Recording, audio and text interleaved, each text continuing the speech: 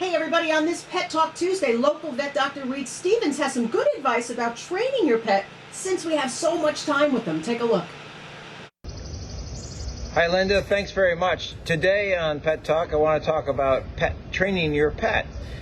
We talk a lot about training dogs, not so much about training cats. It's very common, people talk about training their dog and they think about sit, stay, down, pretty common things. What I really want to say though, that it doesn't really matter what the trick is. It's as much about the process of training your pet, training your dog, especially our dog Ellie is here. Hey Ellie, you're a good girl. Sit, sit, good girl. It's about training your dog to developing a language. What dog tricks really are about is developing a language with your pet that you can communicate, where you can give a command and the dog can respond. If you don't have a trained dog, you have a dog that's pushing you around, asking for attention, asking for food, asking to go in, to go out. And every time you do something for your dog where he does not do or she does not do something for you, then your dog becomes alpha and you become omega, and that becomes a very confusing situation for the dog. So it's much better for you to have a way to respond to your dog, like saying, Ellie, sit. Every time I tell Ellie to sit, she complies to me, and then she becomes more omega and I become more alpha, and that's reinforcing a positive working relationship with your dog.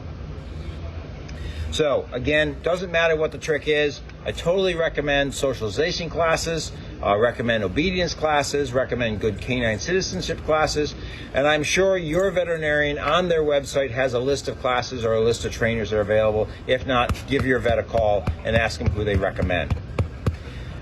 When it comes to paw, a lot of people come to my animal hospital and say, oh, look, I taught my dog to hand me my paw. Ellie doesn't hand paw because she's learned not to. Paw is your dog asking for attention. It's your dog putting their paw up and looking at you and trying to get your attention. That's why I don't like and I don't train for paw. When it comes to training cats, that's a completely different matter. We talk about litter box training cats. Actually, I like to say, or as many trainers say, there's always training going on. It always depends on who's training who. When it comes to cats, they're training us. They've trained us to give them an environment that they prefer to poop and pee in. That's what litter boxes are all about. If your cat isn't using the litter box, it's because they don't like the litter box or where it is. So talk to your vet if you have issues with that. Aluminum balls work really well as cat toys, and sometimes you can train your cat to fetch them, and that's a lot of fun. Ellie, ready, want a treat? Sit.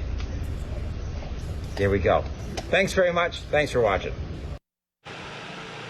I love that. Thank you so much, Dr. Stevens. Cats are training us. Remember that. We want to thank the Niagara Frontier Veterinary Society for these segments. And if you would like to contact them, you can just go to nfveterinarysociety.org.